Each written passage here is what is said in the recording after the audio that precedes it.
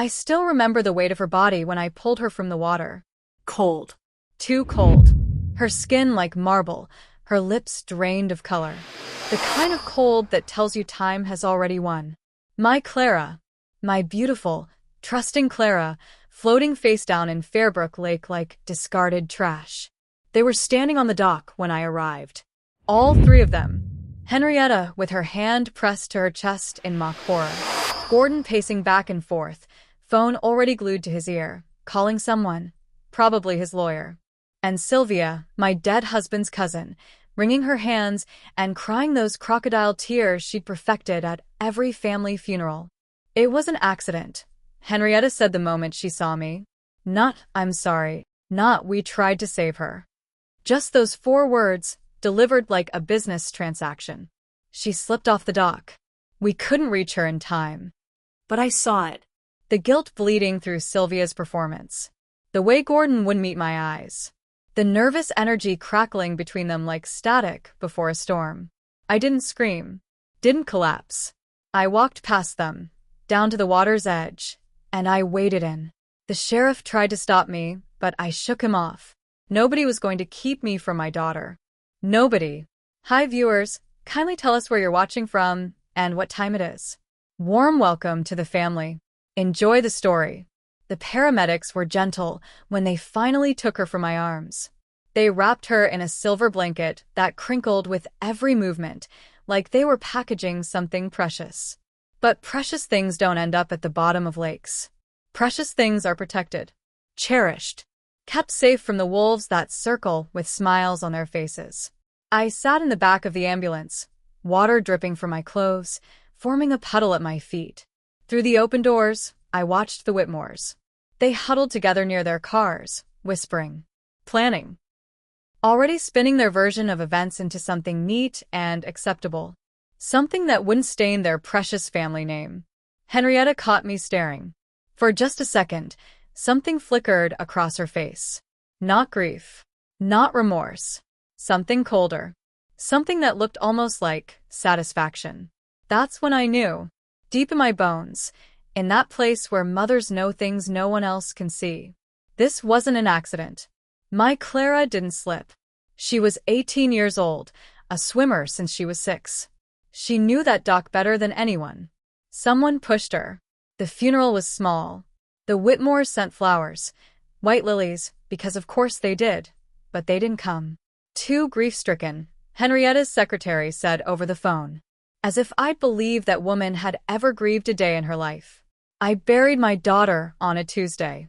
It rained. People say rain at a funeral means heaven is crying, but I think that's just something we tell ourselves to make senseless death feel meaningful. I went home to an empty house that still smelled like Clara's perfume. Her coffee mug sat in the sink, lipstick stain on the rim.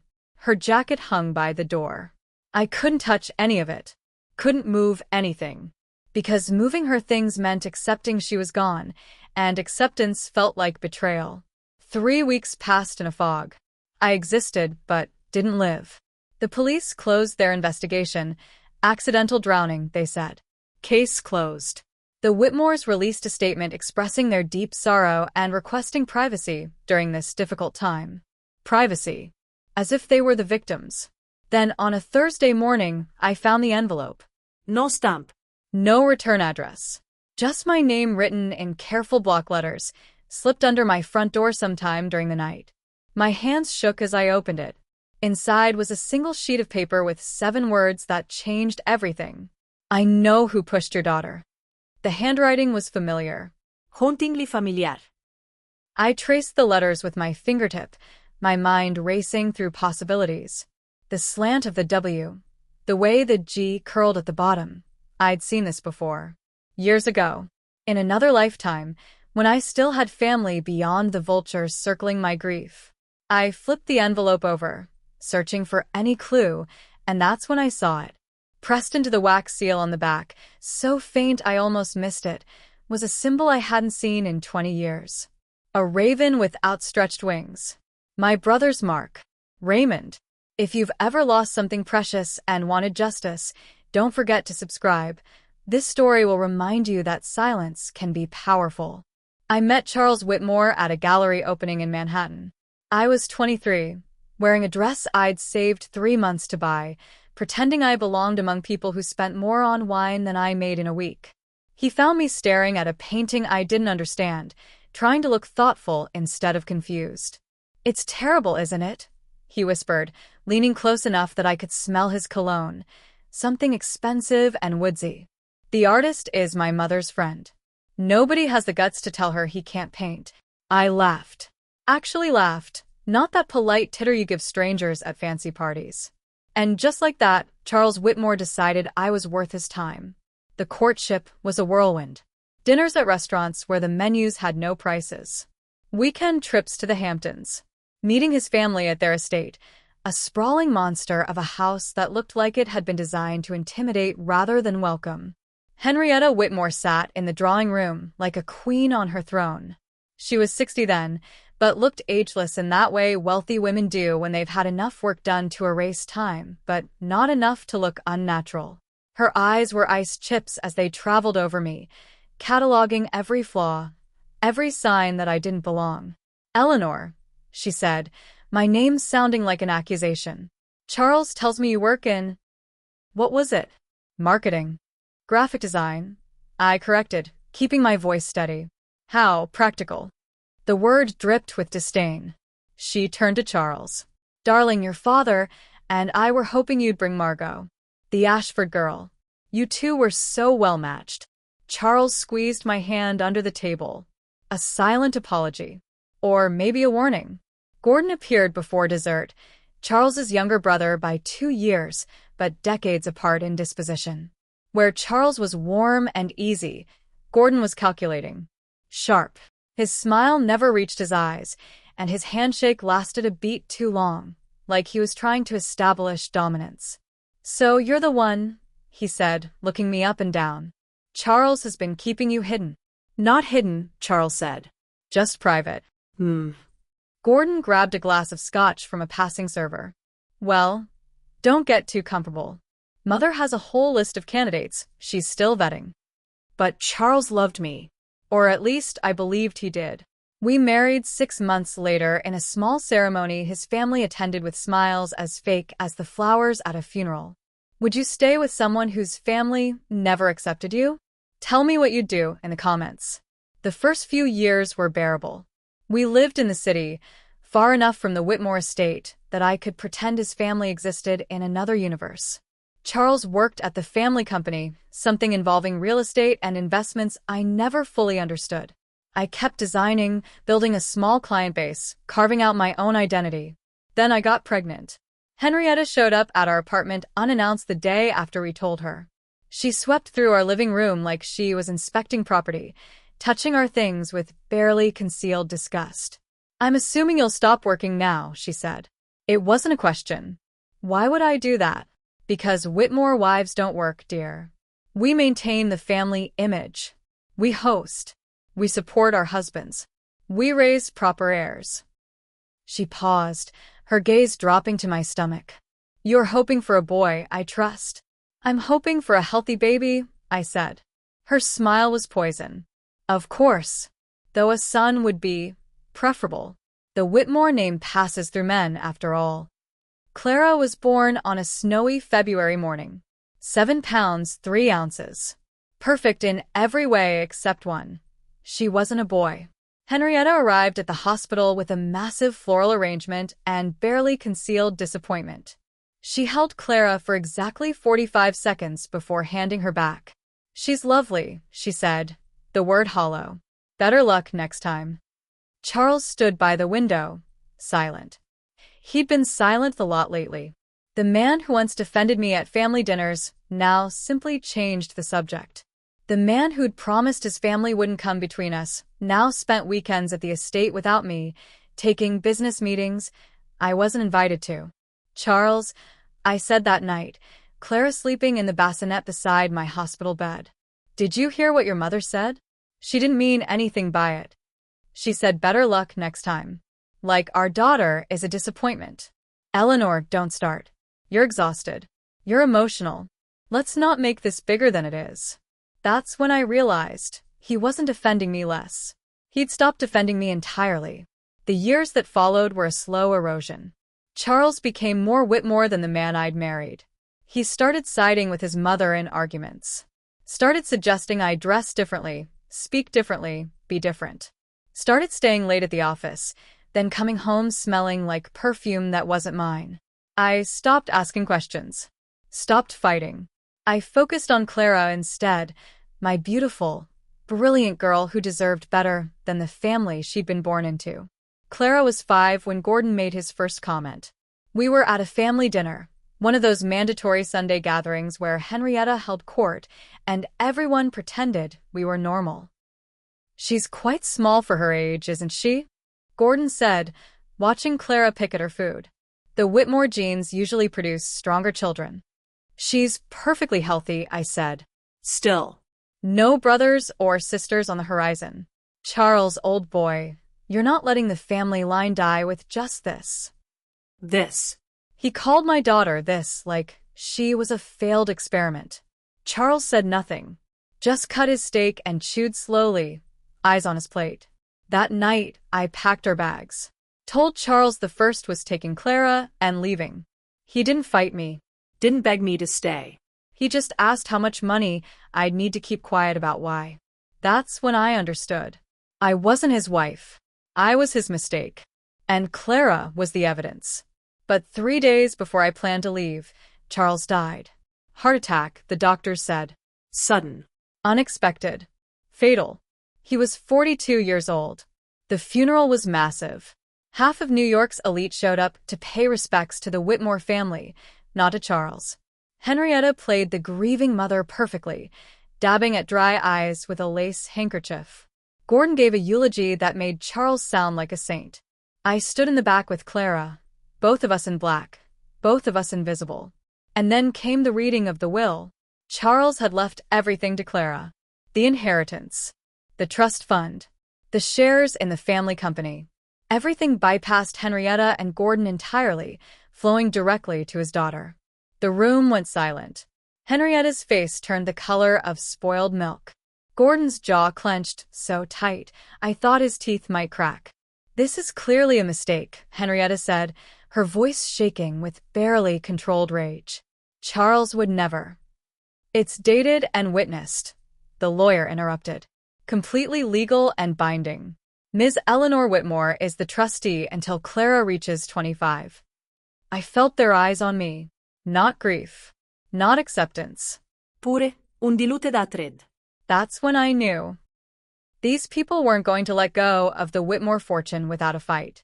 2 weeks later, I received a letter from Gordon's lawyer. He was challenging the will. The letter arrived on Clara's 6th birthday. I was frosting her cake when I heard the knock at the door. Not a friendly knock, but the kind that demands attention. Official.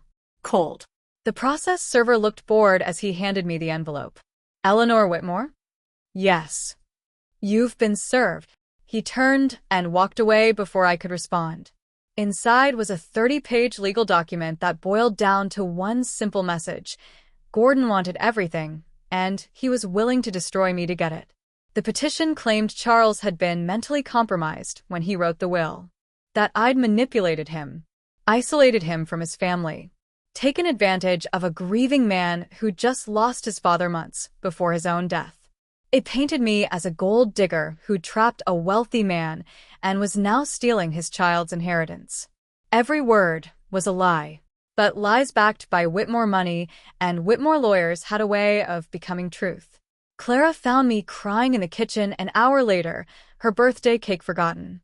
Mommy, her small hand, touched my arm. Why are you sad? I wiped my eyes and forced a smile. I'm not sad, baby. I'm just tired. Is it because Daddy's gone? No, sweetheart. It's because some people don't understand that your daddy loved you very much. She climbed into my lap, all knees and elbows and innocence. Grandma Henrietta says Daddy made a mistake. My blood went cold. When did she say that? At the funeral. She was talking to Uncle Gordon. She said Daddy made a mistake and they were going to fix it. I held her tighter, my mind racing. They'd been planning this from the beginning. Before the will was even read, They'd already decided Clara wasn't entitled to what her father left her. Sometimes, family hurts deeper than enemies. Like this story? Hit that like button so more people see it. The legal battle consumed the next year. Depositions. Court appearances. Character witnesses who testified that I'd been a disruptive influence on Charles. Henrietta sat on the witness stand and cried, actual tears this time, about how I'd stolen her son away from his family. He changed after he met her, she said, dabbing her eyes with that same lace handkerchief from the funeral. He became secretive, distant. She poisoned him against us. My lawyer, a sharp woman named Rebecca Chin, tore into their case with precision. She presented emails showing Charles had initiated the will himself. Bank records proving I'd never touched his accounts. Testimony from Charles's colleagues that he'd been clear-headed and decisive right up until his death. But the Whitmores had something stronger than evidence. They had influence. Judges who owed favors. Politicians who took donations. A network of power so vast and tangled that fighting it felt like punching fog. They're going to drag this out, Rebecca told me after one particularly brutal hearing. Drain your resources. Hope you give up. I won't give up. This is Clara's future. I know. But Eleanor, you need to understand, they have unlimited money and unlimited time. Do you? I didn't. My savings were disappearing into legal fees faster than I could replenish them. I'd stopped taking new design clients because the case demanded so much attention. We'd already downsized from our apartment to a smaller place across town. Clara noticed. Kids always notice. Are we poor now? She asked one night, watching me sort through bills at the kitchen table. No, baby. We're just careful. Lily's mom said we're going to lose our house. She said Uncle Gordon is going to take everything because you stole from Daddy. I set down my pen. Clara, look at me. I didn't steal anything. Your father wanted you to have what's yours. And I'm going to make sure you get it, no matter what anyone says. Even if it takes a long time. Even if it takes forever. She hugged me then, her small arms fierce around my neck. I don't care about the money, Mommy. I just want us to be okay. That's when I almost broke. Almost called Rebecca and told her to negotiate a settlement. To take whatever the Whitmores offered and walk away. But then I thought about Charles, the real Charles, before his family got their hooks back in him. The man who'd loved his daughter enough to protect her even after death. I couldn't let them win. Not for me. For Clara. For him. The court battle stretched into a second year. Gordon's lawyers got more aggressive, filing motions for everything from custody evaluation to mental health assessments. They wanted to prove I was an unfit guardian, that Clara should be placed with family while the estate was sorted out. They want to take her from me? I asked Rebecca, my voice barely above a whisper. They're exploring every angle. It won't work. You're a good mother, Eleanor. But they're hoping to scare you into settling. What kind of settlement? They've offered $50,000 and a promise to drop all claims if you relinquish Clara's inheritance voluntarily. $50,000. Charles's estate was worth $30 million. They wanted to buy my silence and my daughter's future for less than I'd spend on her college education. Tell them to go to hell, I said. Rebecca smiled. Already did. But the pressure kept building. Anonymous calls in the middle of the night. Strange cars parked outside our apartment. Men in suits showing up at Clara's school, claiming to be family friends who just wanted to check on her. I pulled her from school and hired a tutor. Started looking over my shoulder every time we left the house. Stopped answering the door unless I knew who was on the other side. We were under siege, and the Whitmores were patient predators who knew how to wait. Then, finally, after 2 years and 4 months of legal warfare, we won. The judge ruled in our favor. The will stood. Clara's inheritance was secured in a trust one controlled until she turned 25. The Whitmores were ordered to cease all contact and attempts to contest. Rebecca hugged me in the courthouse hallway. You did it. It's over. But it wasn't. Not really. Because the Whitmores didn't just lose money that day, they lost control. And people like Henrietta and Gordon don't handle losing well. I should have been more careful. Should have seen what was coming. But I was so relieved. so exhausted from fighting, that I let my guard down. That was my mistake.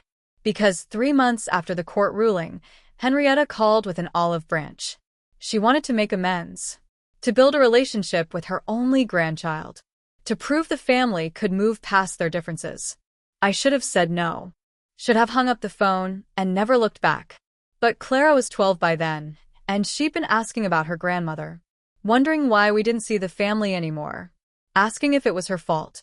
So when Henrietta invited us to spend a weekend at the estate, just her and Clara, a chance to reconnect, I hesitated. Please, Henrietta said, her voice soft in a way I'd never heard before. I know I've been terrible. I know I've hurt you. But Clara deserves to know her father's family. She deserves to have a grandmother who loves her, not one who sees her as a legal obstacle. Let me try to be better. Clara stood in the doorway, hope written across her face. Against every instinct screaming at me to refuse, I said yes. That decision haunted me every day for the next 6 years. Because I'd sent my daughter into the wolves' den, and by the time I realized my mistake, it was already too late to pull her back. Clara turned 18 on a Tuesday in June.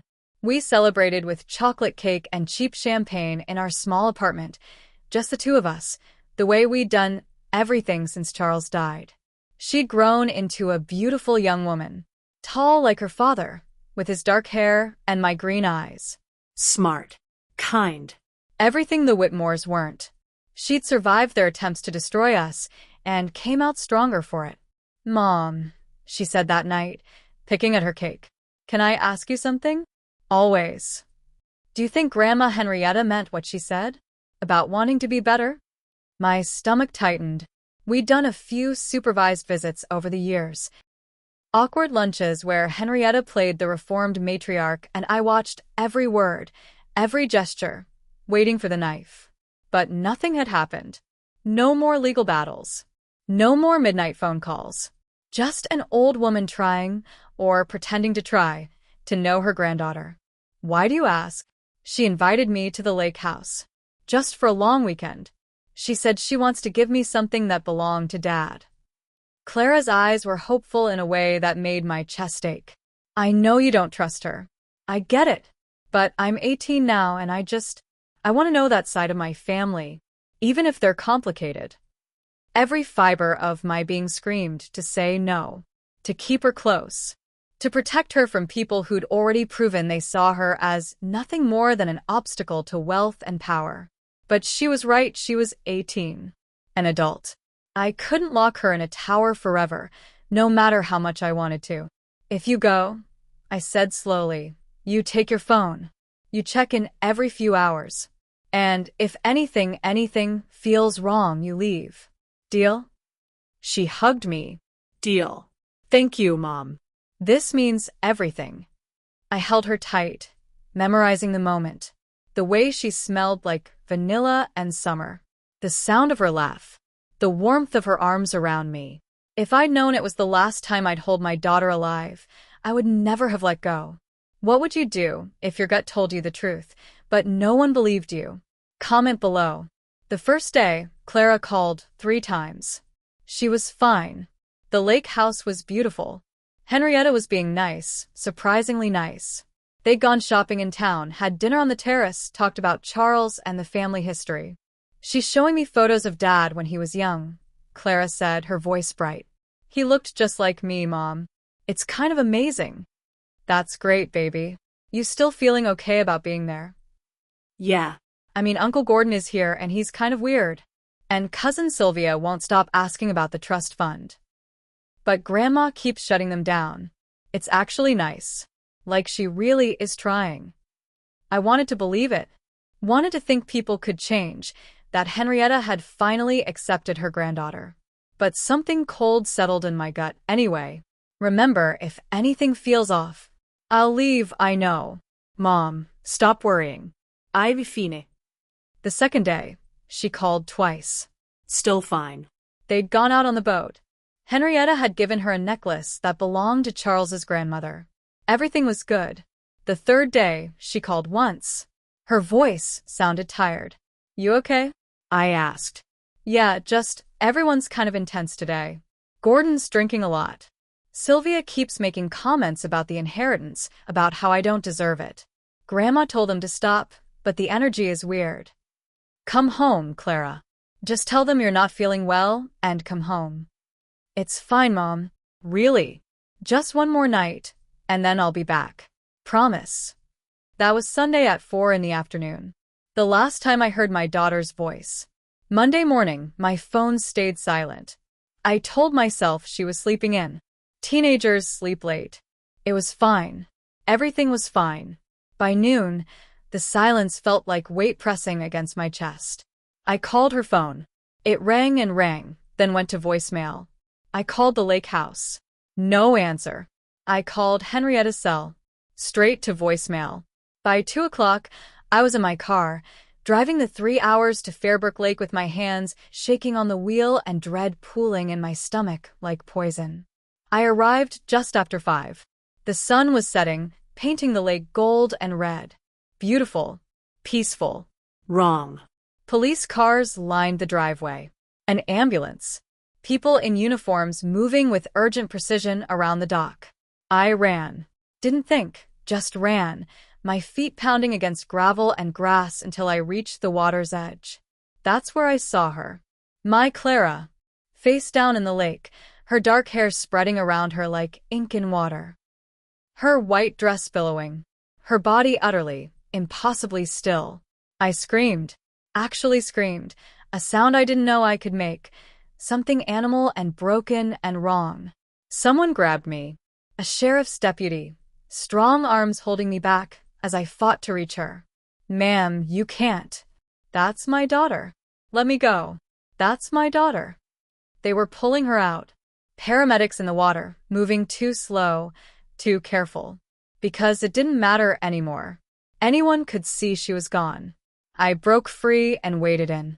The water was cold. Shocking. I reached Clara and pulled her into my arms, my baby, my girl, and she was heavy in a way living people aren't. Dead weight. The phrase suddenly made horrible sense. Clara, I whispered, rocking her. Baby, wake up. Please wake up. But she didn't. She was gone. Her skin was marble. Her lips were blue. Her eyes were half open, staring at nothing. The paramedics were gentle as they took her from me. They had to pry my fingers from her dress. I was shaking so hard I couldn't stand, couldn't think, couldn't breathe. Someone wrapped a blanket around my shoulders. The sheriff, a man with kind eyes and a gray mustache, crouched beside me. Mrs. Whitmore, I'm so sorry. We got the call about 20 minutes ago. The family said she went out on the dock this morning to watch the sunrise. They said she must have slipped. Where are they? My voice didn't sound like mine. Where's Henrietta? Where's Gordon? He pointed to the house. Through the window, I could see them. Henrietta's sitting on the couch, Sylvia beside her. Gordon pacing with a phone pressed to his ear. They weren't crying, weren't grieving. They were planning, already spinning the story, already protecting themselves. I stood up, water streaming from my clothes, and walked toward the house. The sheriff called after me, but I didn't stop. I opened the door. All 3 of them turned to look at me. For just a second, just 1 second, I saw it. The guilt in Sylvia's eyes. The calculation in Gordon's. The cold satisfaction in Henrietta's. Then their masks slipped back into place. Eleanor, Henrietta said, standing. Oh my dear, I'm so terribly sorry. It was an accident. Un terrible, tragique accident. I looked at her. Really looked at her. At the woman who'd hated me from the moment we met. Who'd tried to steal my daughter's inheritance. Who'd fought me in court for years. Who'd invited Clara here with pretty words and false promises. You killed her, I said. The words came out flat. Factual. True. Now see here. Gordon started. You kill my daughter. Henrietta's face hardened. That's grief talking. You're upset, and you're not thinking clearly. Clara slipped off the dock. It was an accident. Everyone here will testify to that. The sheriff appeared in the doorway behind me. Mrs. Whitmore, let's step outside. Let's get you somewhere quiet. But I didn't move. Just stared at Henrietta. At Gordon, at Sylvia with her tear-stained face and guilty eyes. "You think you'll get away with this," I said quietly. "You think money and lawyers and family names will protect you?" "There's nothing to get away with," Henrietta replied, her voice steel-wrapped in velvet. "Your daughter's death was a tragedy. Don't make it worse by throwing around wild accusations." The sheriff gently took my arm. "Come on, let's go." I let him lead me outside, back to the lake where they were loading Clara into the ambulance. My beautiful girl. My only child. Gone. I stood there as the sun finished setting, as the sky turned from gold to purple to black. I stood there as they closed the ambulance doors and drove away with my daughter's body. I stood there as the police finished their investigation and the Whitmores gave their statements, and the official story became the only story that mattered. An accident. A tragic slip. A young woman who lost her footing and drowned before anyone could save her. But I knew the truth. Knew it in my bones. In the place where mothers know things beyond proof and evidence. My daughter didn't fall. She was pushed. The funeral was on a Thursday. I picked that day because Clara had always loved Thursdays, something about it being almost the weekend, but not quite. Hope with anticipation, she used to say. I buried my daughter in a simple casket because the elaborate ones felt wrong. She'd never cared about expensive things. Never wanted the Whitmore fortune or the family name. She just wanted to be loved. The cemetery was small. Not the sprawling Whitmore family plot with its marble angels and wrought iron gates, but a quiet place with trees and wildflowers where normal people rested. 20 people showed up. Friends from her high school. Her tutor. Rebecca Chun, my lawyer, who'd fought beside me for years. Some neighbors who barely knew Clara but came anyway because death deserves witnesses. The Whitmores sent flowers. Enormous arrangements of white roses and lilies that cost more than my rent. They came with a card. With deepest sympathy. "Our hearts are with you, the Whitmore family." I threw the flowers in the trash before the service started. The priest said words I didn't hear. People hugged me and said things that didn't matter. Someone put food in my hands that I didn't eat. The whole day felt like watching life through frosted glass. I could see shapes and movement, but nothing felt real. When everyone left, I stayed. Sat on the grass beside the fresh grave and talked to my daughter.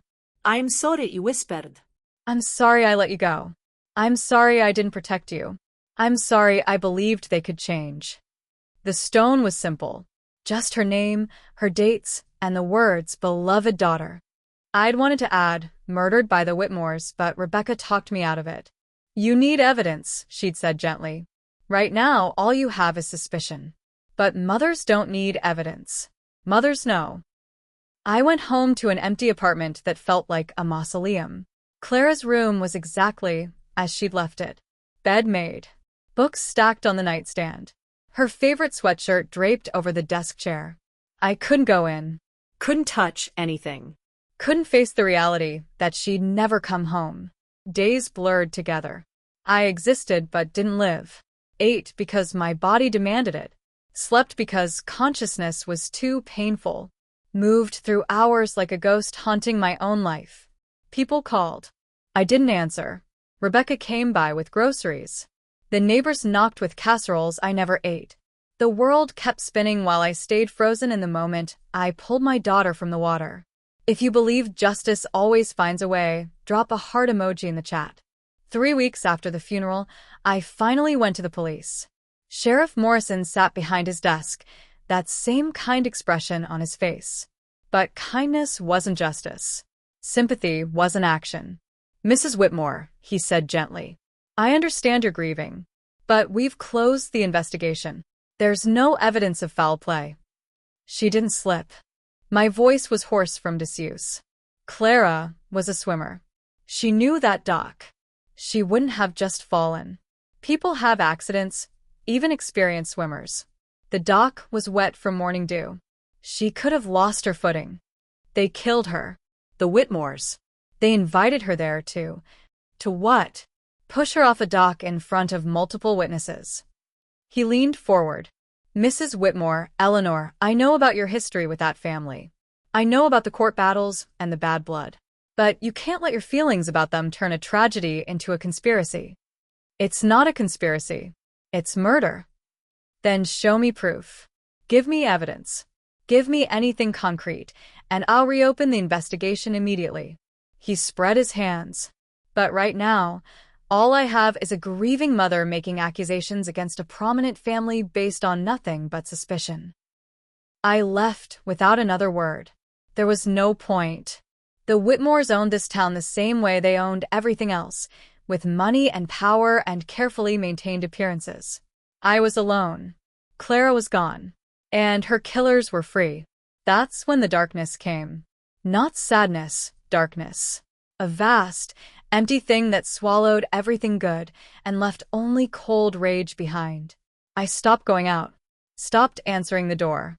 Stopped caring about anything except the loop playing in my mind.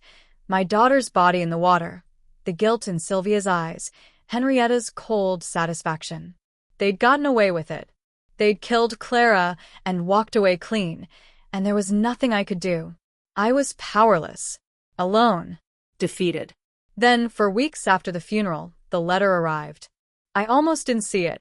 Had stopped checking the mail, stopped caring about bills or notices or anything the world wanted to send me. But that morning, something pulled me to the door. Instinct. Fate.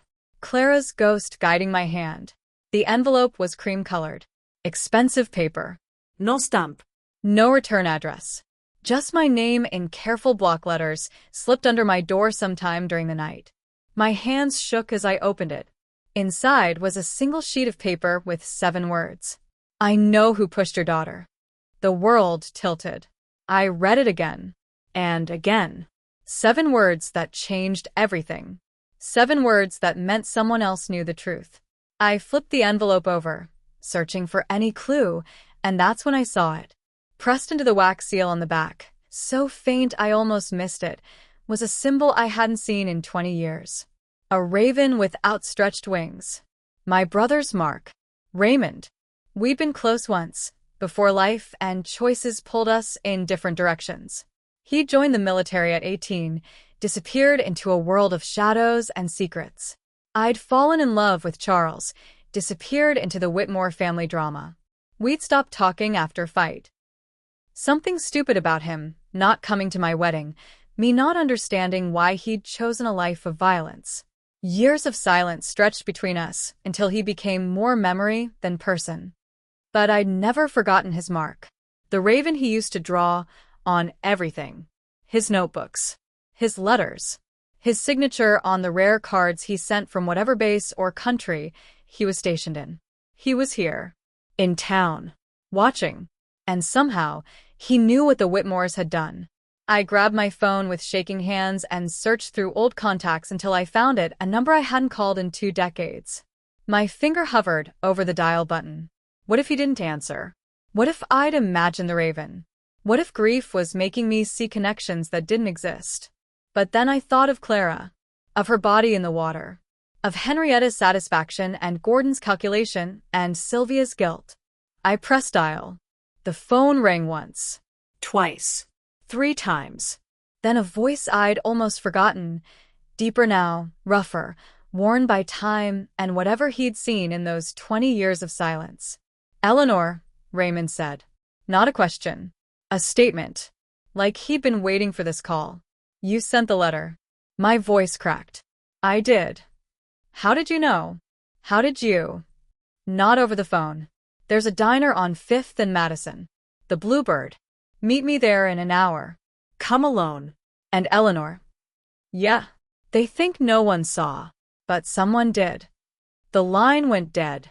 I stood there, phone pressed to my ear, heart hammering against my ribs. For the first time since pulling Clara from the water, I felt something other than darkness.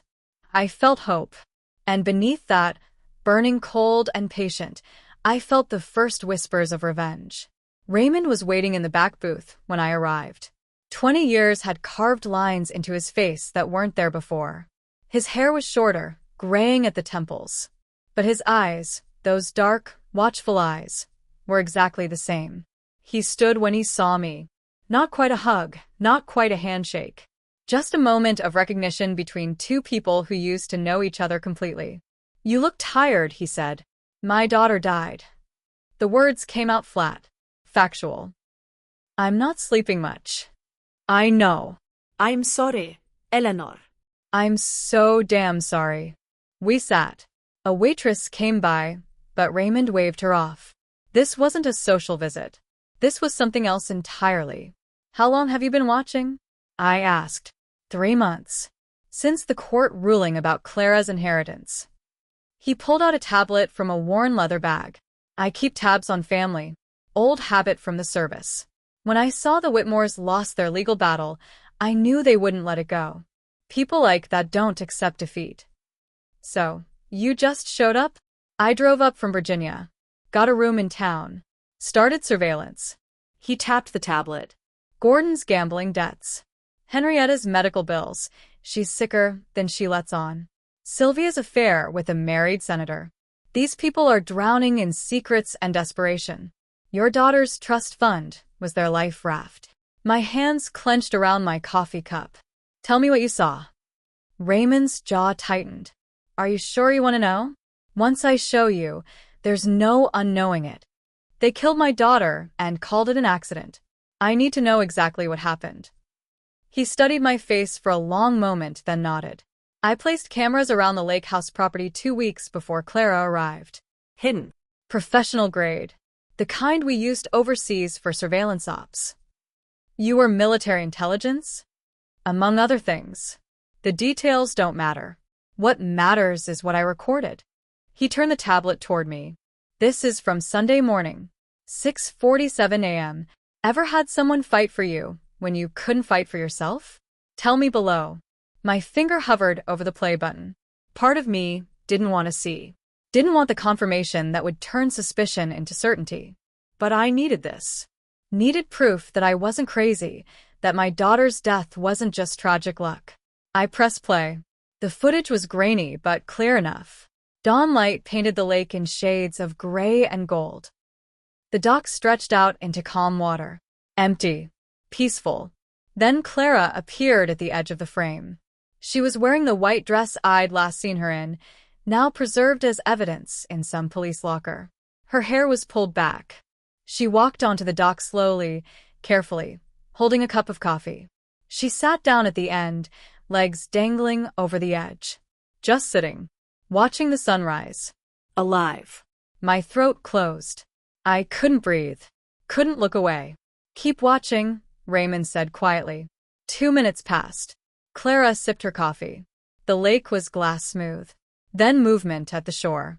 Sylvia appeared first, walking fast. Nervous energy in every step. Then Gordon behind her, phone in hand. They approached the dock. Clara turned, smiled, said something I couldn't hear. Started to stand. That's when Sylvia grabbed her wrist. The movement was sudden. Aggressive. Clara tried to pull away, confusion on her face. Gordon moved in close, saying something. His body language was threatening, intimidating. Clara shook her head. Tried to step back. But Sylvia held tight. Then Gordon's hand shot out and shoved Clara's shoulder. Hard. She stumbled backward, arms windmilling, coffee cup flying.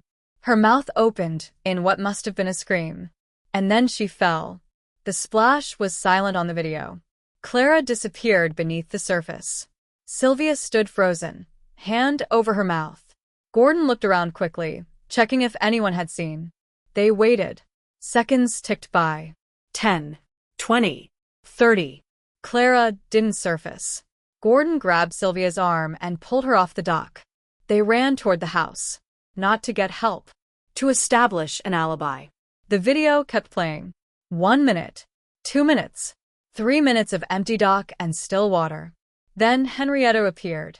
She walked slowly to the edge of the dock, looked down at the water, and smiled. Actually smiled. Then she turned and walked back toward the house with the satisfied gait of someone whose problem had just solved itself. Raymond stopped the video. She didn't call 911 for another 25 minutes. By then, Clara had been underwater for almost half an hour. Even if she'd survived the fall, she didn't survive the wait. I couldn't speak. Couldn't move. The image of my daughter falling, pushed, played on repeat in my mind. The way she'd reached out. The moment she'd disappeared. Henrietta's smile. They murdered her, I whispered. Yes. Gordon pushed her. Sylvia held her. Henrietta let her die. Yes. I looked up at Raymond. Tears were streaming down my face, but inside I felt cold. Hollow. We need to take this to the police. Show Sheriff Morrison. He said he'd reopen the investigation if I had evidence. Raymond shook his head. Eleanor, the Whitmores own half this county. Sheriff Morrison's department gets funding from a foundation Henrietta sits on. The district attorney plays golf with Gordon every Sunday. You walk in there with this footage and it'll disappear. They'll claim it's doctored. Inadmissible. Filmed without consent on private property. So what? We just let them walk away. No. His voice was steel wrapped in silk. We don't let them walk away. But we don't do this their way. We don't play in a system they've rigged. We handle this my way. What's your way? He leaned forward. I spent 20 years learning how to dismantle organizations from the inside. How to find pressure points and exploit them. How to make problems disappear quietly. He paused. The Whitmores think they're untouchable. We're going to prove them wrong. I want them to suffer. The words came out cold. Final. I want them to lose everything the way they took everything from me. They will. But Eleanor, once we start this, there's no stopping. No changing your mind. What I'm talking about isn't legal justice. It's the other kind. I thought about Clara. Her smile. Her laugh. The way she'd hugged me before leaving for the lake house. The trust in her eyes when she'd said, I'm fine, Mom. I thought about Gordon's shove. Sylvia's grip. Henrietta's smile. I don't care about legal, I said. I care about justice. Raymond nodded slowly. Then we'll give it to you. But you need to be patient. This won't happen overnight. Can you do that? Can you be patient while we plan? How long? Months, maybe. We need to be careful. Thorough. One mistake and they'll disappear behind lawyers and offshore accounts where we'll never touch them. I looked at the frozen image on the tablet screen. Clara's face, caught in the moment before she fell. My beautiful girl. My murdered daughter. I can be patient, I said. I can wait as long as it takes. Good. Raymond pulled the tablet back and powered it down. Then, let's talk about how to destroy the Whitmore family. The waitress came by again. This time Raymond ordered coffee. Black. I got tea I wouldn't drink. We sat there in that diner booth like normal people having a normal conversation, while underneath we planned revenge that would be anything but normal. First, Raymond said, pulling out a notebook, we need to understand their vulnerabilities. Gordon's gambling debts are substantial. He's into loan sharks for over $2 million. They're pressuring him, and he's getting desperate. How do you know this? I've been following him, watching his patterns. He goes to underground card games twice a week. Loses more than he wins. The people he owes aren't patient, and the family fortune isn't as liquid as it used to be. Most of it's tied up in property and trusts. What about Henrietta? Stage 4 cancer. Pancreatic. She's got 6 months, maybe less. That's why she's desperate to secure the family legacy before she goes. He flipped a page. And Sylvia's having an affair with Senator Marcus Webb. He's married, up for re-election, running on family values. If that affair went public, it would destroy his campaign and her reputation.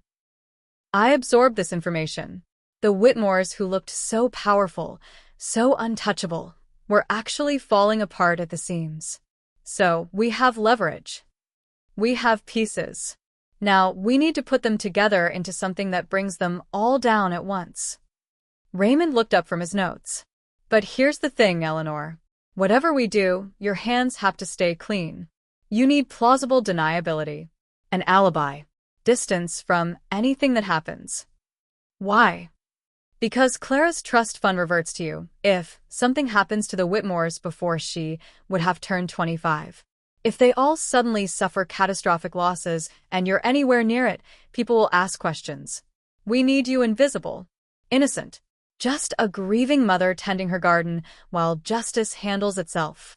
The way he said "handles itself" sent a chill down my spine. This was really happening. We were really planning to destroy 3 people in ways that would make them wish for death. And I felt nothing but cold satisfaction. "What do you need from me?" I asked. Raymond smiled for the first time since I'd arrived. It wasn't a kind smile.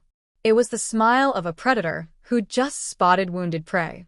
"For now, nothing. Just live your life. Grieve publicly. Be the bereaved mother everyone expects. Let me work in the shadows." He closed his notebook. "When I need you to do something, I'll let you know. Until then, trust me." "I do trust you.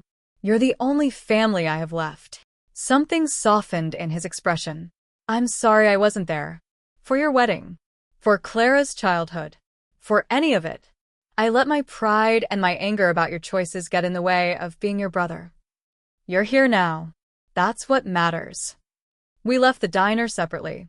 Raymond went first, disappearing into the afternoon crowd like he'd never been there at all. I waited 10 minutes, then walked back to my apartment with the weight of conspiracy settling across my shoulders. It should have felt wrong. Should have felt like I was becoming something dark and twisted. But all I felt was purpose. For the first time since pulling Clara from the water, I had a reason to wake up in the morning. The Whitmores thought they'd won. Thought they'd gotten away with murder. But they'd made one critical mistake. They didn't know my brother. And they had no idea what was coming for them. Raymond plugged in the flash drive, and the screen flickered to life. I didn't hear from Raymond for 2 weeks after our meeting. 2 weeks of silence while I pretended to grieve normally, pretended I didn't know the truth, pretended I wasn't planning revenge. I went through the motions. Therapy appointments I didn't need. Support groups where I sat quietly while other bereaved parents shared their pain. Grocery shopping. Bill paying. The performance of a woman trying to survive loss. But inside, I was counting days.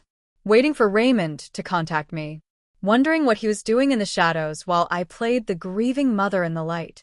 Then, on a Tuesday morning, my phone buzzed with a message from an unknown number. "Check your mailbox." Burn after reading. My hands shook as I retrieved the envelope. Inside was a single page outlining Raymond's plan. I read it 3 times, memorizing every detail, then burned it in my kitchen sink like he'd instructed. The plan was elegant. Brutal. Perfect. Would you seek loud revenge or quiet justice? Let's see what kind of person you are. Comment below. That night, Raymond showed up at my door after midnight. He was wearing black, barely visible in the hallway shadows. "Time to show you something," he said. Get dressed. Dark clothes. We drove for an hour in silence. The roads got smaller, darker, more isolated. Finally, Raymond pulled into an abandoned warehouse district and parked behind a building with broken windows. "Where are we?" I asked. "Somewhere nobody watches." He pulled out his tablet. "I wanted you to see the full footage before we move forward.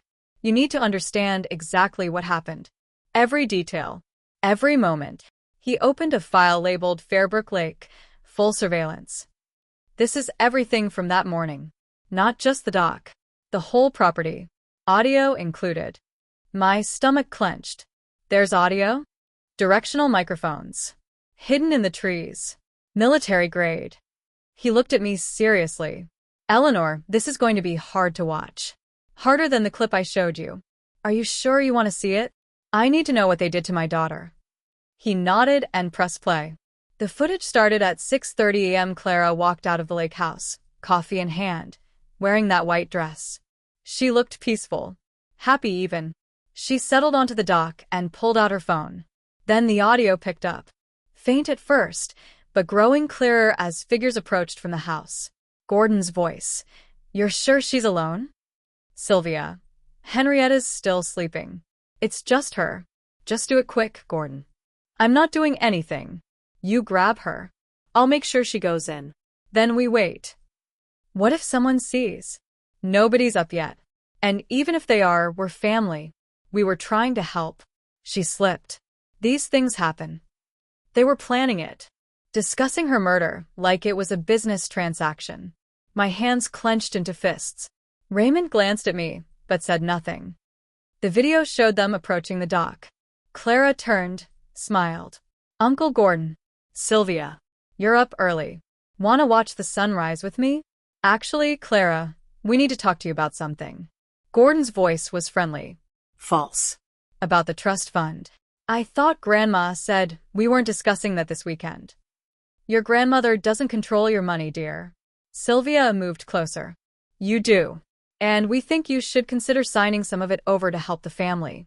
We're in a bit of trouble, and… No. Clara's voice was firm. Mom told me you'd try this. The answer is no. Clara, you're not understanding. We need this money. Your father would have wanted you to help us. My father wanted me to have it. That's why he left it to me. She stood up. I'm going back inside. That's when Sylvia grabbed her wrist. Let go of me. You little bitch. Sylvia's voice turned vicious. You think you're so special? You think you deserve that money more than we do? You're nothing. You're the bastard daughter of a gold digger who trapped Charles. Let go. Clara tried to pull away. Gordon moved in, blocking her path back to shore. You're going to sign over half the trust, or we're going to make your life very difficult. We can tie this up in courts for years. Make you spend every penny on lawyers. Or you can be smart and share. Get away from me. Clara's voice rose. Help. Someone. Gordon shoved her. Hard. Right in the center of her chest. She stumbled backward, arms windmilling exactly like the silent footage had shown. Her scream cut off as she hit the water. The splash. The silence that followed. Sylvia. Oh God. Oh God, Gordon. What did you do? Gordon. Shut up. Just shut up. Look around. Did anyone see? They stood there, watching, waiting. Clara's hand broke the surface once, grasping for the dock edge. She was alive, fighting. And they just watched. 30 seconds. 45. A minute. Her hand slipped under the water and didn't come back up. Gordon. Okay. Okay.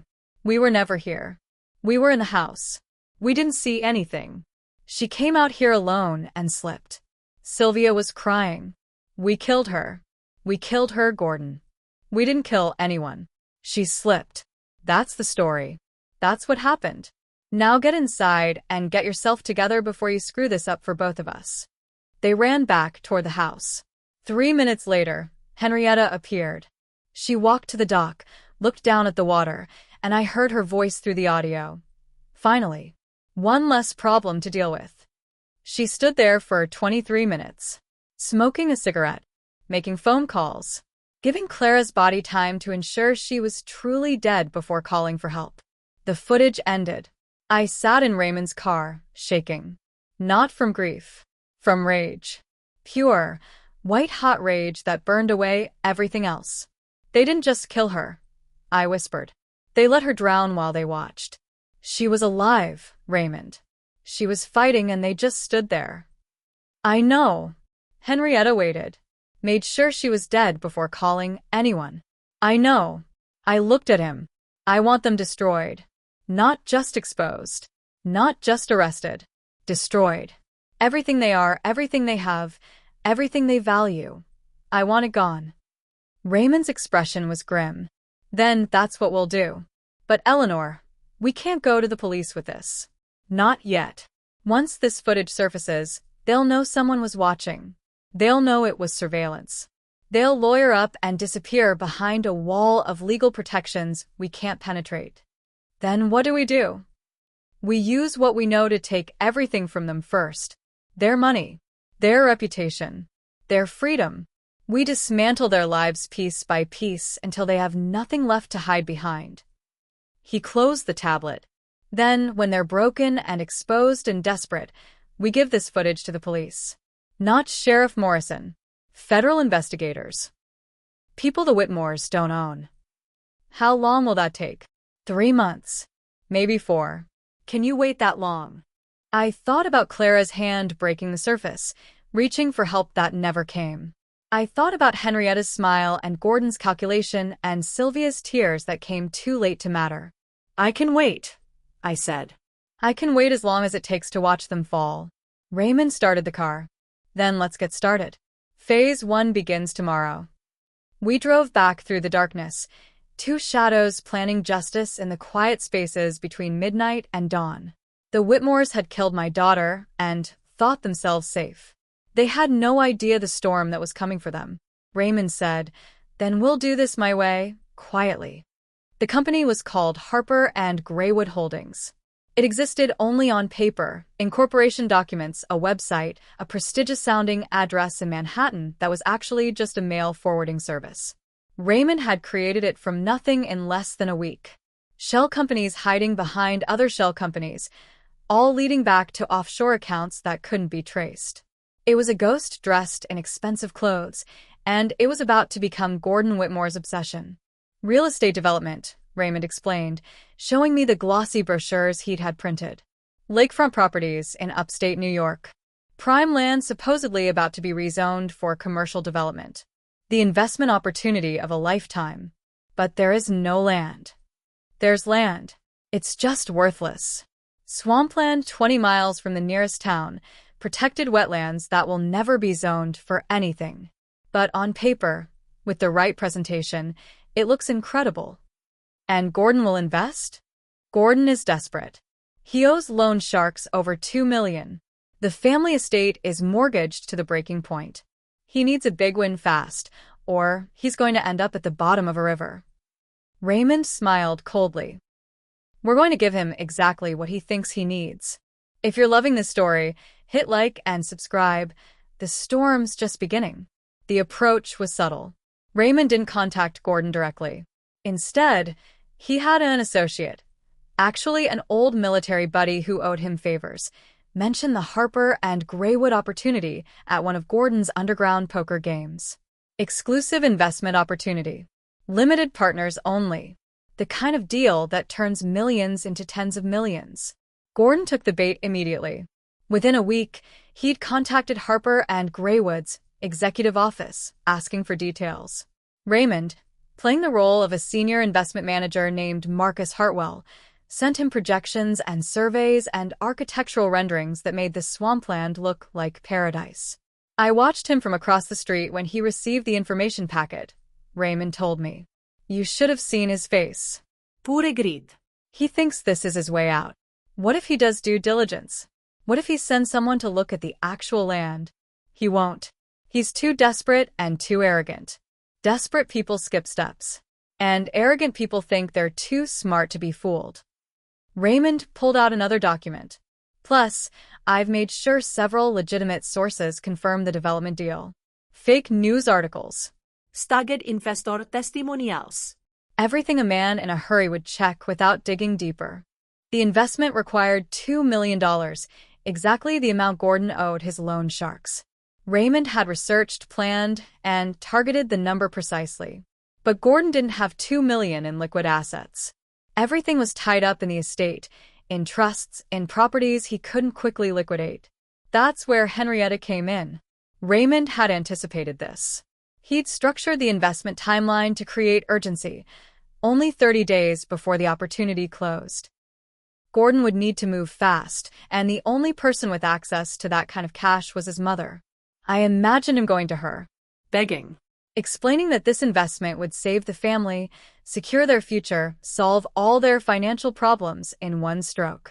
And Henrietta, sick and desperate to secure her legacy before cancer took her, would see it as the solution she'd been praying for. She'll sign over collateral, Raymond predicted. The Manhattan townhouse. It's worth $3 million unencumbered. She'll use it to secure a loan for Gordon's investment. And when the investment fails, they lose the townhouse. Gordon loses everything. And Henrietta dies, knowing she destroyed the family legacy trying to save it. It was perfect. Cruel and perfect. 2 weeks after the initial contact, Gordon signed the investment papers. Henrietta co-signed, putting up the townhouse as collateral. Sylvia, greedy and stupid, added $100,000 of her own money she'd been hiding from her husband. They thought they were investing in their future. They were actually signing away everything they had left. The signatures were real. And so was their downfall. While Gordon was signing his financial death warrant, I kept my distance. maintained my routine, went to therapy, visited Clara's grave, played the grieving mother everyone expected. But I knew what was happening. Every night, Raymond sent me updates. Photos of Gordon meeting with investors. Copies of documents Henrietta had signed. Evidence that the trap was closing.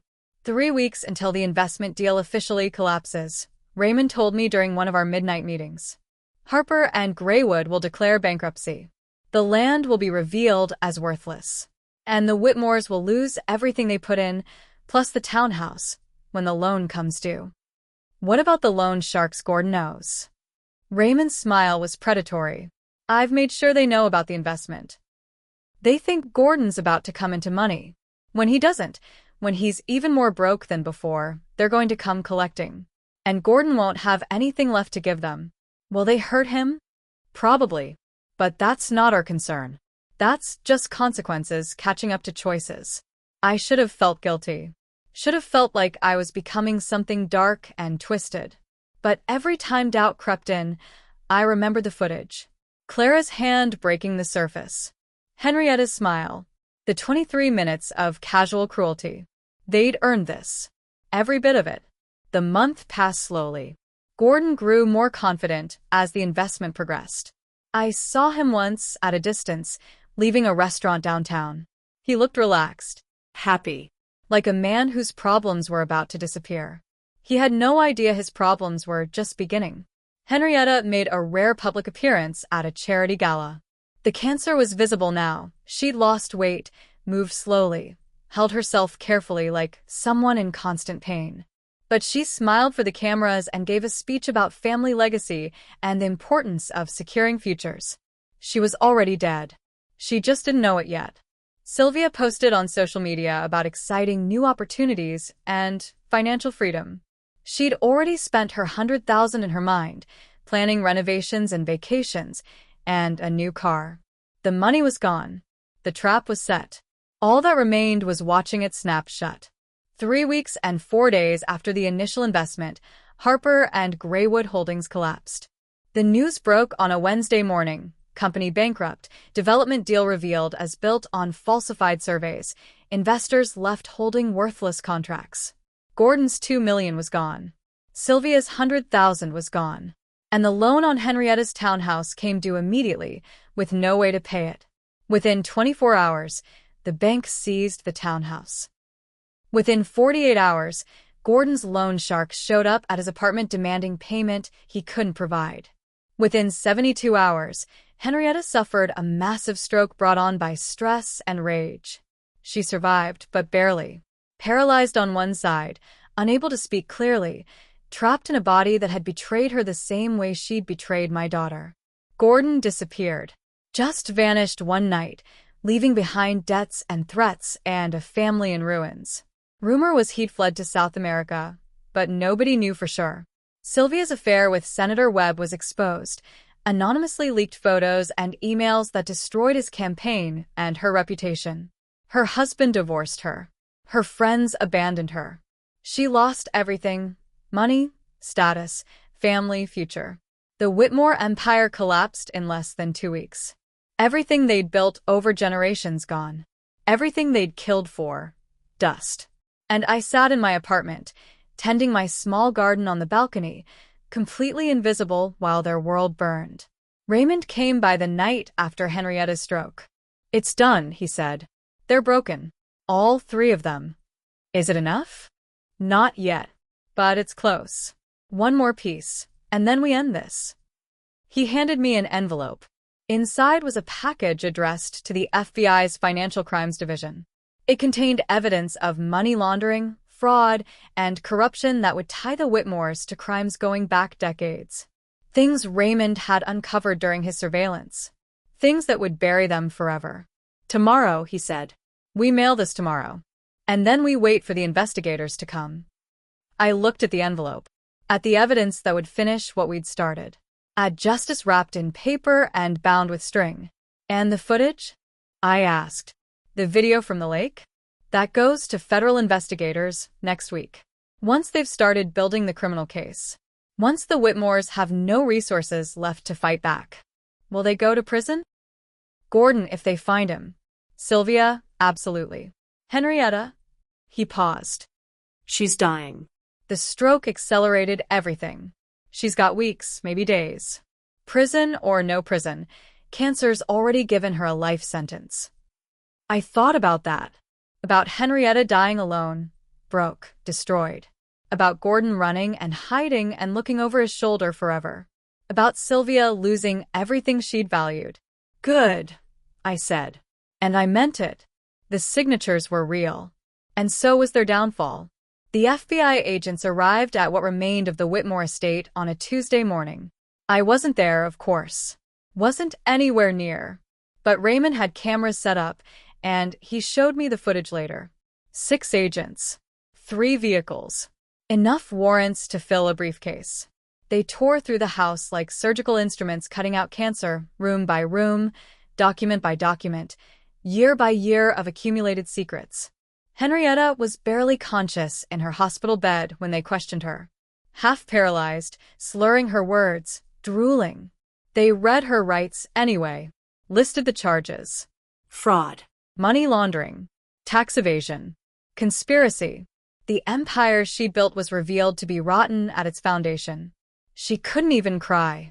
Just lay there, trapped in her failing body, listening to her legacy dissolve into criminal charges. Sylvia was arrested at her sister's house where she'd been hiding since the scandal broke. The footage showed her being let out in handcuffs, photographers catching every moment of her humiliation. She'd once attended galas and charity balls with her head high. Now she was front-page news for all the wrong reasons. Justice doesn't always come from courts. Sometimes it comes from patients, agree or disagree. The media exploded with the story. Prominent families' dark secrets revealed. Whitmore empire built on fraud. Society darlings face federal charges. Every news outlet ran pieces dissecting their crimes, their lies, their fall from grace. The details came out slowly. Shell companies hiding money overseas. Bribed officials. Falsified documents stretching back 30 years. The Whitmore fortune hadn't been earned. It had been stolen, laundered, and hidden behind charitable foundations and society connections. Everything they'd been was a lie. And now everyone knew it. Gordon remained missing. The FBI issued a warrant for his arrest, but he disappeared completely. Some said he was in Brazil. Others claimed he'd changed his identity and was living in Southeast Asia. But wherever he was alone, broke, and running from consequences that would never stop chasing him. The loan sharks he'd owed found his apartment empty. Found his bank accounts drained. Found nothing but debt and disappointment. Word on the street was they'd put a price on his head. Not enough to attract professional hunters, but enough that Gordon would spend the rest of his life looking over his shoulder, wondering if every stranger was the one who'd come to collect. That seemed fitting. Let him run forever. Let him never feel safe. Let him understand what it meant to lose everything in an instant. 3 weeks after the raids, I received a call from a federal investigator named Agent Morrison, no relation to the useless sheriff. She wanted to meet, to ask questions about my relationship with the Whitmore family. I agreed, playing the cooperative, grieving mother. We met at a coffee shop downtown. Agent Morrison was sharp, professional. She laid out a timeline of events, watching my reactions carefully. Mrs. Whitmore, I understand you had a contentious relationship with your late husband's family. They tried to steal my daughter's inheritance. We fought in court for 2 years. I won. And after that, they invited Clara to visit, to reconcile. My voice cracked perfectly. Not acting. The pain was real, even if the performance was calculated. She went, and she died. They said it was an accident. You didn't believe that? No. But I had no proof. Just a mother's instinct. Agent Morrison slid a photograph across the table. Do you know what this is? It was a still from Raymond's footage. Clara on the dock. Gordon and Sylvia approaching. No. Primelit. What is it? Surveillance footage from the morning your daughter died. It was sent to our office anonymously last week. She watched me carefully. Mrs. Whitmore, this footage shows your daughter was murdered. pushed into the lake by Gordon Whitmore while Sylvia Whitmore held her. Henrietta Whitmore delayed calling for help, allowing Clara to drown. I let my face crumble. Let tears fall that were entirely genuine. I knew it. I knew they killed her. Why didn't anyone believe me? I'm sorry. I'm so sorry. Agent Morrison's professional mask softened. We're building a case now. Murder charges against all three. Conspiracy. Negligent homicide. They're going to pay for what they did. Where did the footage come from? We don't know. The package was mailed from New York City. No return address. But it's authentic. We verified it. And combined with the financial crimes, the Whitmores are facing life in prison. I wiped my eyes. Thank you. Thank you for believing me. For giving Clara justice. Ma'am, I can't imagine your pain. But I promise you, we're going to make sure your daughter's death means something. These people are going down. She left her card. Told me to call if I needed anything. Assured me that justice was coming. I sat in that coffee shop for an hour after she left, holding my cold coffee, letting the reality sink in. We'd done it. Raymond and I had done it. We'd destroyed the Whitmores completely. The news broke 2 days later. Murder charges filed in Clara Whitmore death. The footage, edited to remove any indication of how it was obtained, played on every news channel. People saw Gordon's shove, saw Sylvia's grip, saw Clara disappear beneath the water. Public opinion turned instantly. The Whitmores went from tragic figures to monsters. Social media exploded with outrage. Vigils were held for Clara. Strangers sent me flowers and cards and messages of support. I played the grieving mother finding closure. Gave one carefully worded interview thanking law enforcement for finally listening. Asked for privacy during this difficult time. Behind the scenes, Raymond dismantled his surveillance equipment. Erased his tracks. Made sure nothing could connect him to Harper and Graywood or the mysterious footage. It's done, he said when he came to tell me goodbye. He was leaving. Disappearing back into whatever shadows he'd emerged from. They're finished. All of them. Henrietta? Died yesterday. Stroke complications. She went knowing everything she built was destroyed and her family name was synonymous with murder. Sylvia? Awaiting trial. No bail. The evidence is overwhelming. Her lawyers are already talking plea deals, but the prosecution isn't interested. She's looking at 25 to life. And Gordon? Still missing. But even if he stays hidden forever, he's living in a prison of his own making.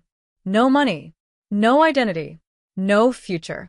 Just running and hiding until something catches up with him. I nodded slowly. Is it wrong that I'm not satisfied? That, even with all of this, it doesn't feel like enough? Raymond put his hand on my shoulder. Clara's not coming back. Nothing we do will ever feel like enough.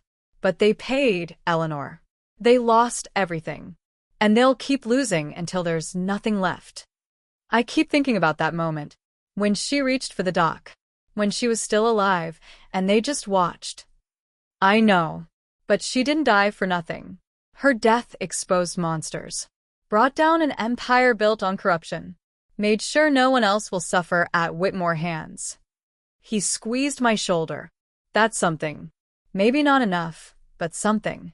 We stood in silence for a moment. Two people who'd orchestrated revenge that would echo for years. Thank you, I said finally. For believing me. For fighting for her when I couldn't. She was my niece. I failed her in life by staying away. At least I could give her justice in death. Raymond left that night. No dramatic goodie. Just a hug and a promise to check in occasionally. He walked out of my apartment and disappeared, leaving me alone with the wreckage of the Whitmore family scattered around me. The trial preparations dominated the next few months. Prosecutors built an airtight case using the surveillance footage, financial records, and testimony from former Whitmore employees who suddenly felt brave enough to speak up. One assistant testified that Henrietta had specifically asked about life insurance on Clara the week before her death. Another revealed that Gordon had been heard saying, "We need to solve the trust fund problem permanently." Every piece of evidence painted the same picture, premeditated murder motivated by greed. Sylvia's trial came first. She took the stand and tried to claim she'd been afraid of Gordon, that he'd forced her to help. But the footage showed otherwise. Showed her grabbing Clara's wrist. Showed her standing there watching while Clara drowned. The jury deliberated for 3 hours. Guilty on all counts. Second-degree murder. Conspiracy. Negligent homicide. The judge sentenced her to 30 years without possibility of parole. She collapsed in the courtroom. Screamed that it wasn't fair, that she'd been manipulated, that she deserved another chance. But justice had no interest in her excuses. Gordon's warrant remained active. Interpol was searching. The FBI had agents following leads across 3 continents. But he stayed hidden, a ghost haunting the edges of the world, always one step ahead of consequences. Part of me hoped they never found him. Let him spend the rest of his life running. Let him sleep in cheap hotels and look over his shoulder at every sound. Let him understand what it meant to never feel safe again. The Whitmore estate was seized, sold at auction to cover debts and restitution. The townhouse Henrietta had lost became a boutique hotel. The lake house where Clara died was torn down. The land returned to nature. Every physical piece of the Whitmore legacy was erased, scattered, destroyed. 6 months after it all began, I received a note slipped under my door. No signature. Just Raymond's raven seal pressed into wax. Inside was a single sentence. She slipped. I smiled at the cruel irony. That's what they'd said about Clara. That she'd slipped. An accident. Nothing anyone could have prevented. But the Whitmores hadn't slipped. They'd been pushed. Carefully. Methodically. By people who understood that justice didn't always wear a judge's robe or carry a gavel. Sometimes justice wore shadows. Sometimes it moved in silence. Sometimes it came from grief transformed into patient, calculated revenge. I whispered to the empty room, to Clara's memory, to the ghost that haunted every quiet moment. No, you pushed. Eleanor whispers, no, you pushed. The first anniversary of Clara's death fell on a Monday. I woke before dawn and drove to Fairbrook Lake for the first time since that terrible day I'd pulled her from the water. The lake house was gone. Just an empty lot with wildflowers growing where privilege and murder once stood. The dock had been removed too, but the lake remained, glass smooth and indifferent to human tragedy. Raymond met me there. He'd driven up from Virginia without me asking. Some things didn't need words between us anymore. We walked to the water's edge carrying armfuls of wildflowers. Purple asters, black-eyed Susans, Queen Anne's lace. The kind Clara used to pick as a child, making bouquets she'd present like priceless treasures. You know the lake doesn't care, Raymond said quietly. It didn't take her because it was cruel. It just existed and they used it as a weapon. I know. But she loved lakes. Loved water. Maybe that's fitting. She's not haunting the place she died. She's free. We scattered the flowers across the surface. They floated, bright spots of color against the gray-blue water, drifting slowly toward the center, where the current would eventually carry them away. Do you feel better? Raymond asked. Now that it's done? I considered that. The Whitmores were destroyed. Henrietta dead. Sylvia imprisoned. Gordon running forever. Their name was synonymous with murder and corruption. Their wealth was gone. Their legacy was ashes. But Clara was still dead. Still gone. Still absent from every moment of my life. I feel satisfied, I said finally. Not happy. Not healed. But satisfied that they paid. That the world knows what they did. That no one will remember them as anything but monsters. That's something. It's everything. Because if they'd gotten away with it, if Clara had just been an accident that everyone forgot, that would have been unbearable. But this means her death exposed evil, brought down tyrants, made sure their names are forever tied to justice, even if that justice came sideways. Raymond nodded. You did good, Eleanor. You were patient when most people would have screamed. You stayed quiet when others would have raged. And you destroyed them more completely than any courtroom could have. We stood there as the sun rose, painting the lake in shades of gold and pink. Beautiful. deceptive. Like the Whitmores had been before their masks came off. What now? I asked. What do I do with the rest of my life? Live it. For Clara. Show the world that they didn't break you. That you're stronger than their cruelty. I don't feel strong. Strength isn't feeling powerful. It's surviving when everything in you wants to give up. You did that. You are that. He looked at me. Clara would be proud of you. Tears stung my eyes. I hope so. I hope wherever she is, she knows they paid for what they did to her. She knows. We stayed until the sun was fully up, until the wildflowers had drifted far enough that we couldn't see them anymore. Then we walked back to our cars, two people who'd conspired in the shadows and emerged into daylight with clean hands and dirty consciences. Will you stay in touch this time? I asked before he left. Yeah. No more 20-year silences. You're all the family I have left too. He hugged me. A real hug, not the awkward half-embrace from when this started. Then he got in his car and drove away, disappearing down the road but not out of my life. I stayed a few minutes longer, looking at the lake, thinking about Clara, about how much I'd loved her, about how grief had transformed me from a woman who followed rules into someone who could orchestrate revenge without flinching. Was I a good person? Probably not anymore. Good people didn't destroy families, even families who deserved it. Good people went through proper channels and accepted outcomes they couldn't change. But I wasn't trying to be good. I was trying to be just. And sometimes justice required dirty hands and patient darkness. I drove home thinking about the moral of it all. The lesson hidden in tragedy and revenge. If there was one, it was this. Silence isn't weakness. Patience isn't passivity. And justice doesn't always announce itself with sirens and courtrooms. Sometimes justice is quiet. Sometimes it moves in shadows. Sometimes it waits years for the perfect moment to strike. The Whitmores had power and money and influence. They thought those things made them untouchable. But they'd forgotten something important. The people you hurt don't disappear. They remember. They plan. They wait for the moment when your guard is down and your arrogance blinds you. That's when quiet justice strikes.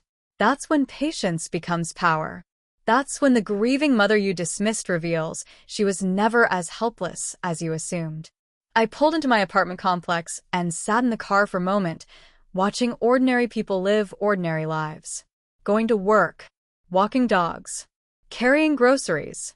Normal existence continuing while my world had been consumed by revenge and grief. Could I go back to normal?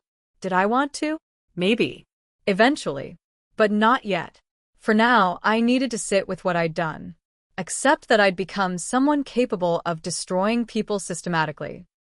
Live with the knowledge that I'd orchestrated financial ruin, social destruction, and imprisonment without losing sleep. Clara's room was still untouched. I still couldn't go in there. But now, when I passed the closed door, I didn't feel only grief. I felt something else too. Accomplishment. Closure. The knowledge that her death hadn't been meaningless. She died at the hands of monsters.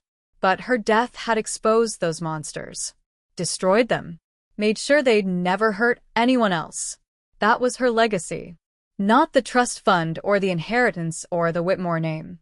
Her legacy was justice served cold and patient and complete. I made tea and sat on my balcony as the sun set. The same balcony where I'd tended my garden while the Whitmore's world burned. The same space where I'd maintained my cover as the grieving mother while Raymond dismantled their lives. My phone buzzed. A message from an unknown number. The ripples fade, but the lake remembers. You did well. Raymond, using a burner phone. Checking in one last time. I smiled and deleted the message. He was right. The ripples from Clara's death, from our revenge, would fade eventually. The news cycle would move on. People would forget the Whitmore scandal. Life would continue. But the lake would remember. I would remember. And somewhere, in whatever comes after death, Clara would remember that her mother loved her enough to fight for her even when fighting meant becoming someone she barely recognized. The sun sank below the horizon, painting the sky in shades of purple and orange. Beautiful. Peaceful. Calm. I raised my teacup to the sunset, to Clara's memory, to the quiet justice we'd served. "It's done, baby," I whispered. "You can rest now. They paid for what they did to you." The sky darkened. Stars emerged. The world kept turning, indifferent to human pain and human justice. But I wasn't indifferent. I was satisfied. And for a mother who'd lost everything, satisfaction was the closest thing to peace I'd ever find. The lake reflected the sunset one last time, carrying secrets and memories and the weight of quiet justice served. The ripples faded into stillness, leaving only calm water and the knowledge that sometimes silence is the most powerful weapon of all. Because the Whitmores never saw me coming. Never understood that the quiet, grieving mother they dismissed was actually planning their complete destruction. Never realized that patience and silence could be more devastating than any courtroom drama or public confrontation. They'd pushed my daughter into the lake and called it an accident. So I'd push them into ruin and called it justice. The difference was, my version was true. If you believe in karma and poetic justice, share the story so others remember. Silence isn't weakness. It's power. Subscribe and turn on notifications so you don't miss our next story about love, justice, and the strength it takes to survive when life breaks your heart. Drop your thoughts in the comments below and inspire others with your perspective.